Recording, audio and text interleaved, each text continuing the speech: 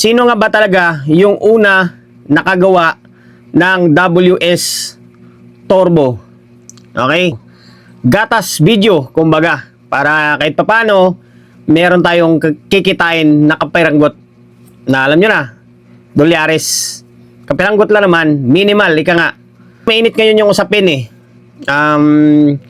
Sino nga ba talaga yung una nakagawa ng WS Turbo? Okay?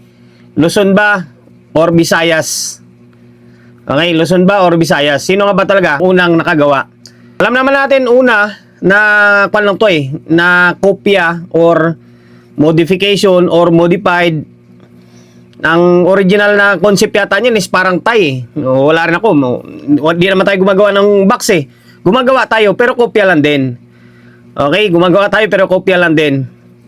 Medyo mainit ngayon sagutan eh. Alam nyo naman, di ba? Ano yung trending ngayon? Sakyan natin para kahit papano may kita rin tayo.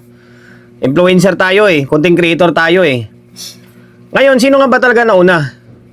Ito guys, paalala lang opinion ko lang ito or suggestion ko lang ito.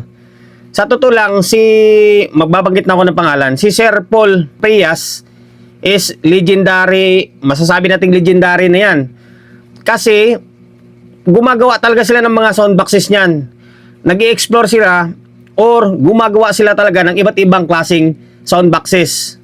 Okay, mino-modified nila yan. Wala silang pakialam dyan kung gagastos sila sa plywood. Hindi na nila inisip yan. Ang importante, masusubukan nila yung soundbox na gusto nilang gawin. Mula sa sukat, paliitin, palakihin, basta makukuha yung tamang tunog na gusto nila.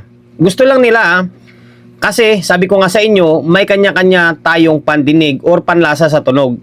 Maring sa kanila, gusto nila yung ganong tunog. Sa'yo naman, hindi mo gusto yung ganong tunog. Kaya nag-explore talaga sila. Tapos, in-explore nila kung anong sukat, anong design ng soundbox ang maganda gamitin. Lalo na sa Iloilo. Iloilo na naman. Ilonggo ako eh. Magbabanggit pa ba ako ng iba dyan, di ba? Sa Iloilo. Kasi alam nyo naman, di ba? Literal na uso yung sound battle doon or battle setup or upas na tinatawag pagdating sa sound. Kaya halos lahat naman doon sinusubukan. Akala nyo lang MCB lang yung alam ng Iloilo?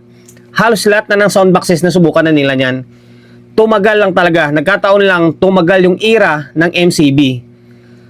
Mula sila sa CB, original, hanggang sa nag-modified, maliit na sukat, hanggang sa nag-oversize. Kasi nga, naghahanap talaga ng tono or bagay para sa event or para sa kategorya na sasalian.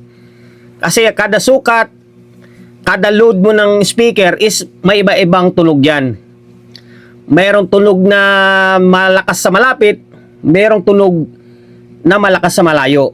Merong tunog na matigas sa malayo, malambot sa malapit. Yan. Ma-experience nyo yan kapag nakadayo kayo ng Iloilo. Or, punta kayo sa mga battle setup. Dito sa Metro Manila, meron din naman eh. Kahit na mga tag 4x4 lang na setup, may mini-mini.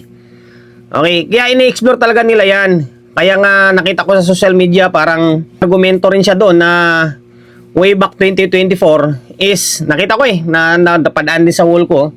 Way back 2024, ginagawa na niya yan or nagawa na niya yung ganong concept, yung WS Turbo.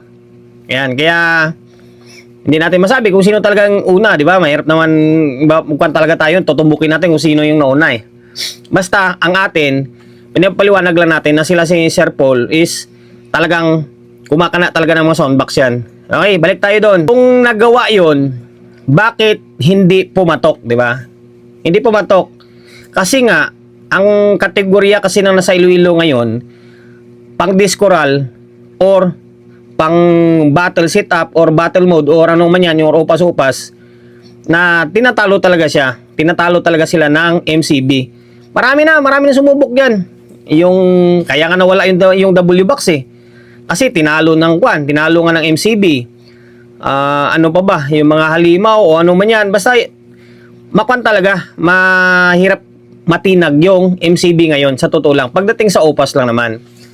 Sa ibang sigurong kategorya na eh. And then, ewan ko bakit ang daming naninira sa MCB, maraming baser ang MCB, pero hanggang ngayon, nandyan pa rin yung pundasyon ng MCB. Nandyan pa rin. Kaya siguro yung iba ngayon, pinipilit na maaaring basagin yung fame ng kwa ngayon ng MCB. Kasi alam naman natin ngayon, MCB, mula Visayas, Mindanao, Luzon, may gumagamit na talaga ng MCB. Di ba? Ayan. Pero ang pinakapunto, sino nga ba yung nauna? Sino ang unang pag-modified? Modified na lang sabihin natin ng WS Turbo na tinatawag nila. Diba? Kasi alam naman natin, hindi naman talaga atin disenyo yan. Kwan lang yan, modification lang yan galing sa ibang bansa. Kahit yung MCB, di ba? Sherwin Biga rin may original yan. Hanggang sa na modified. Kada soundbox maker is may kanya-kanyang sukat, may kanya-kanyang diskarte, kanya-kanyang detalye paggawa ng box. Kaya, naiiba. Pero isa lang pinanggalingan niya. Sige nga, comment nga kayo dyan sa may comment section kung sino sa tingin nyo yung nauna. Luzon ba or Visayas? Sige nga.